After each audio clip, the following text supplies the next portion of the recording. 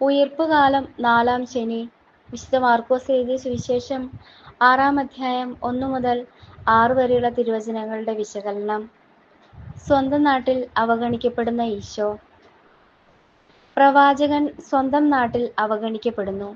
ഈ സത്യം അറിയുന്നതുകൊണ്ടാകാം യേശു മരുഭൂമിയിൽ പിശാചിനാൽ പരീക്ഷിക്കപ്പെട്ടതിന് ശേഷം നസ്രത്തിലേക്ക് വരുന്നതിന് പകരം ഗലീലയിൽ തന്റെ ദൗത്യം ആരംഭിക്കുന്നത്. അപ്പോൾ അവന്റെ കീർത്തി സ്വന്തം നാട്ടിലും പ്രചരിച്ചു. പിന്നീട് സ്വന്തം നാട്ടിൽ തിരിച്ചെത്തിയ യേശുവിനോട് സിനഗോഗ് അധികാരികൾ വിശ്വാസികളെ പഠിപ്പിക്കുവാൻ ആവശ്യപ്പെടുന്നു.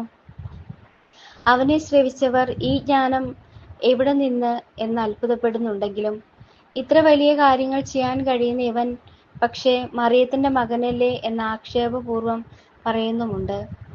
സുവിശേഷകർക്ക് ജോസഫ് അജ്ഞനായതുകൊണ്ടാകാം മറിയത്തിന്റെ മകനെന്ന് എഴുതിയത്. അതുമല്ലെങ്കിൽ അവർക്കിടയിലെ അതിപരിചയവുമാകാം ഈ അവജ്ഞയ്ക്ക് കാരണം. അതോ യഹൂദ നിയമങ്ങൾ നിരന്തരം തെറ്റിക്കുന്ന യേശു ജനങ്ങൾക്കിടയിലുണ്ടാക്കിയ ബഹുമാനക്കുറവ് അതേപടി എഴുതപ്പെട്ടതാകാം. ഏതായാലും യേശുവിലെ സാധാരണത്വം സ്വന്തം നാട്ടുകാരിൽ നിറച്ചത് അവിശ്വാസമാണ്. വരാനിരിക്കുന്ന മിശിഹ ഇത്ര നിസ്സാരക്കാരനായിരിക്കുമെന്ന് സ്വപ്നത്തിൽ പോലും അവർക്ക് ചിന്തിക്കാനായില്ല. നാമും നസ്രത്ത് മനോഭാവക്കാരാണ്. ഒരു ഗോതമ്പപ്പത്തിലും മറ്റു കൂദാശകളിലും ദൈവം നമ്മിലേക്ക് ഇറങ്ങി വരുന്നു എന്ന് വിശ്വസിക്കാൻ ഉള്ളിൻ്റെ ഉള്ളിൽ നമുക്ക് കഴിയുന്നുണ്ടോ?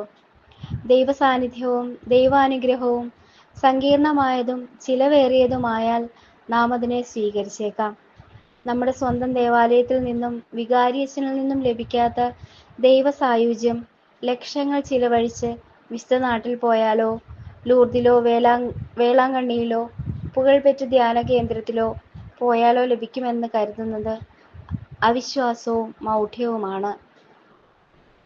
സാധാരണത്വത്തിലും പരിചിതങ്ങളിലും ദൈവത്തെ ദർശിക്കാൻ കഴിയാത്തത് നമ്മിലുള്ള നസ്രത്മാനിയെ കൊണ്ട് മാത്രമാണ്.